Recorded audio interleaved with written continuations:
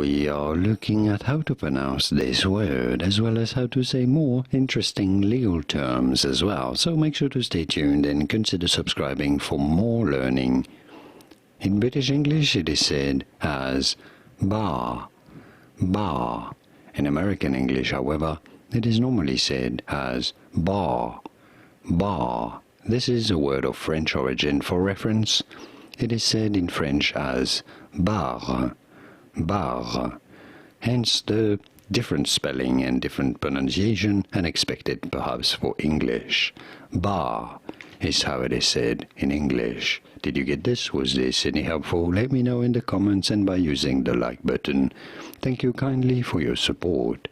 Here are more videos on how to pronounce more words in English whose pronunciations aren't exactly always obvious.